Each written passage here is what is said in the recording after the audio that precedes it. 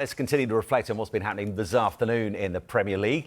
Out of the Tottenham Hotspur Stadium, in the end, it finished Tottenham 3, Brentford 1. Brentford hitting the lead after just 23 seconds. 22 seconds a week ago against the champions, 23 seconds this week. In the end, though, Dors, it looks like a convincing scoreline from Tottenham. Was it a convincing performance? Yes, it was a convincing performance, convincing result, and it could have been more. And a lot of that was played because of Brentford. I mean, the way they started, it was a long ball by Fleck, and they put Spurs on the back foot from minute one. 23 seconds, should we say, and it was just a hopeful ball, and then Spurs don't deal with it. It's nicked off Kulusevski in the middle of the park. Maluk plays it wide to Keane Lewis-Potter. And what you would say, Tim, who's been a manager, don't disappoint. When you get in this position, put the ball in the box and you never know. And that's what Keane Lewis-Potter did. He put a fantastic ball in. And Mbeumo, wow, what a finish. Left foot, I mean, it was quite high up and he's just swivelled on it and he's put it into the top corner. Vicario has absolute no chance. 23 seconds, you're thinking, how are Spurs going to reply to this? How are they going to deal with the pressure after last week in the North London derby? Not being great in midweek at Coventry, but getting through. Reacted brilliantly. They really, really did. From that moment, there was only going to be one team that was on the front foot and going to win this football match. They had numerous opportunities, and that came down to Brentford giving the ball away in certain positions on the park, giving it away, and Spurs just pounced. James Maddison was instrumental. When he got the ball, he played forward, he played it with intensity, and he played it quick. Took players out the game from Brentford, and that's how the first game came, really. They let Brentford play out. He went to Ethan Pinnock. He then tried to play it into the middle of the park and he turned the ball over. James Maddison nicked it, got into the 18-yard box, had a strike. Flecker makes a good stave, and guess who's there? Dominic Solanke for his first Tottenham goal. Absolute dream. People have looked and said, is he going to be the right signing?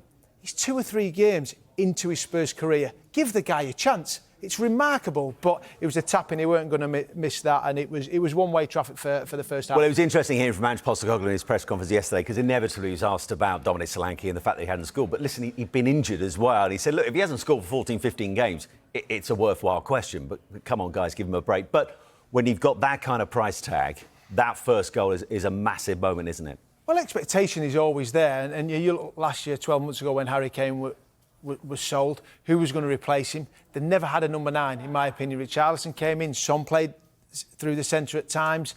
This summer they went out and got Dominic Solanke. We saw him in the first game against Leicester. He had 2 or 3 opportunities where you would normally expect him to score. But this happens. Boydie will tell you, you don't score at every chance you get, but you keep going, and good goal scorers will get the opportunity, and he got it today. And he could have had more, by the way. He had a couple of chances. Flecker made some good saves. But then the second goal from Brennan Johnson, another player who'd been under a little bit of pressure this week. Great play. Again, a turnover. It was Janelt who gave the ball away. Son just drives.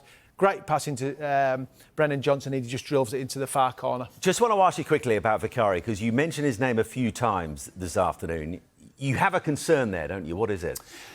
I wouldn't say a concern. I just think there's times your mannerisms when you're coming under pressure, and there's been an awful lot of talk around set pieces. So then what does that bring? That brings scrutiny. How are you going to deal with that? And sometimes he made a couple of rash decisions today where he came out, and there's one I'm sure Thomas Frank will be talking about. Was there a handball outside the 18-yard box? There was no need for him to come.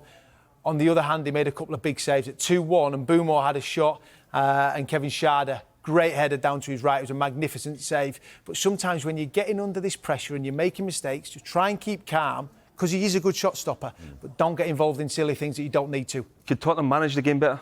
Yeah, I would say that, Boydie, because there's a time when I think I wrote it down, it might have been 17 shots in the first half. They had 23 in the whole of the game, and it was only 2-1. And I said to you, there's a moment where you go, you're going to be under a little bit of pressure. And Spurs came under that, and the third goal epitomised that. Kevin Schade driving at the defence. Basuma makes a great tackle.